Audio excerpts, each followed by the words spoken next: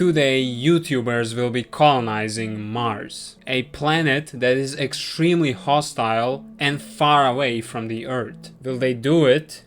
We'll see. But here's a problem. Colonizing Mars is expensive. Therefore, we need someone who is willing to fund our expedition. But before we continue, subscribe and like the video if you want to see more weird scenarios like this. The funder will be Mr. Beast. Jimmy is always willing to try some crazy ideas, and this will be the biggest one of his life. Even though he frequently says how he's completely broke, for something like this, Mr. Beast would 100% find the money to fund it. Plus, he has already shown interest in building a colony himself. The money for the landing program, fuel and buildings for the outpost are here. So our funding is secured. However, now is the time to recruit a brave person who is ready to be the first human to set foot on Mars. A daredevil and an adventurer, which will be I Show Speed. As his main passion is exploring countries and traveling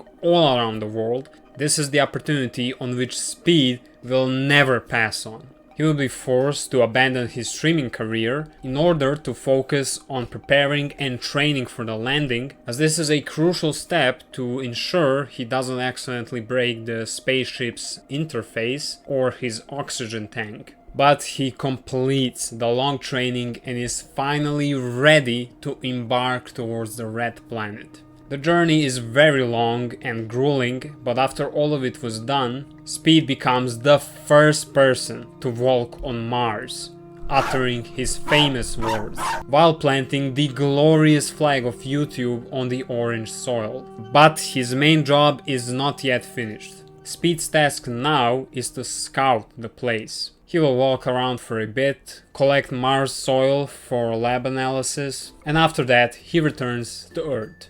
But remember, our objective is to build a functional YouTuber colony on Mars. So the main concern now is who is going to live there. We'll just get a bunch of random YouTubers, who gives a shit. Many of them already do stupid stuff for content, so might as well put them on the planet. Transporting all of these people is not easy. Spaceships are working day and night, going from Earth to Mars and back, burning millions of dollars on fuel, but with Mr. Beast's almost unlimited funding, we managed to pull this off. The population is ready to settle. However, they can't be homeless. This presents us with the challenge of finding someone who has experience building shelter in extreme conditions, which Mars most certainly is. The Outdoor Boys will be teaching our group of brave men and women how to build with the available materials and cook nutritional foods with limited rations. In no time, first simple Mars settlements are born, and our colonists are getting used to what it means to be the citizen of the planet Mars. However, while these settlements keep people alive,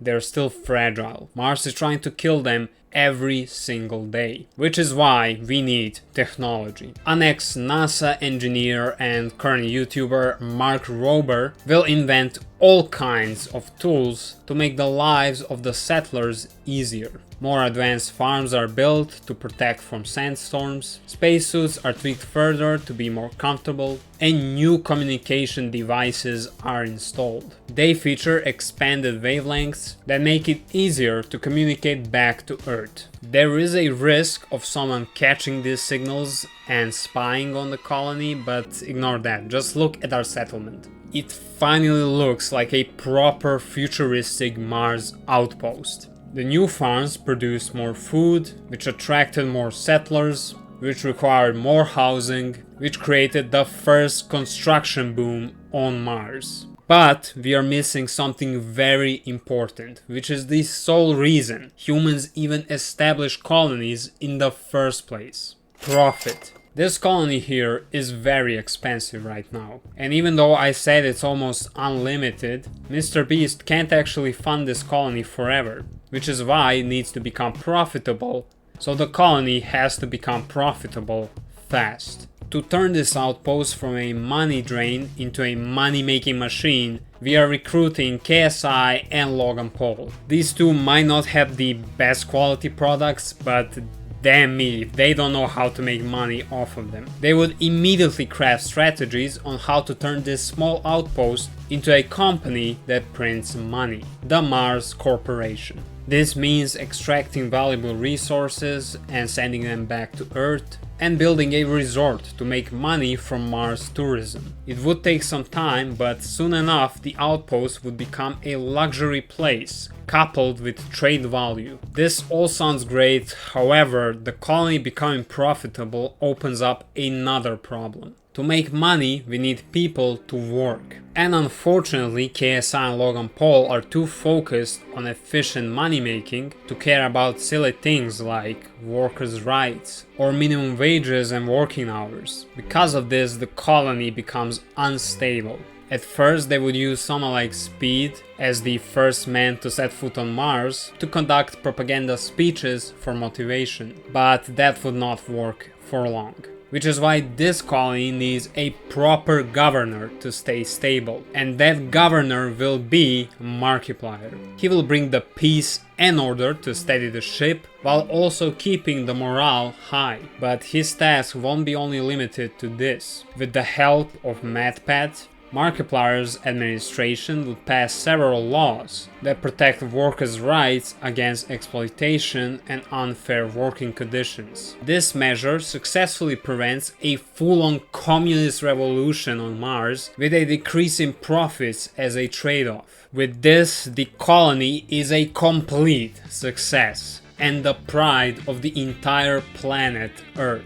The Mars colony is booming with people, jobs, trade and tourism, while also rapidly expanding to the size of a medium city. Nothing seems to be able to stop the prosperity. But here's a thing. Someone has been watching the entire time. Do you remember the communication devices I mentioned earlier? How I said there is a risk of someone spying on them? Turns out someone did listen to the radio signals after all. And that someone is a giant alien spaceship crew from a faraway galactic empire, which is concerning enough, but the situation is 10 times worse as this spaceship is currently above the city. The aliens are here and they are finally ready to break their silence towards humans. When they saw them start their intergalactic empire, it is now up to fucking YouTubers to act as the first line of defense, protecting humanity from the extraterrestrial invasion. Time is running out and the defense needs to be assembled fast, which means someone is coming up the retirement for one final task. PewDiePie joins the colony as its Minister of Defense to organize a space militia and set up makeshift fortifications around the city, defending YouTube on the internet and now defending humanity on Mars. He instills discipline and cohesion into the troops, preparing them for the moment when the aliens decide to attack the colony. But hold on a second. Didn't he literally lose the war?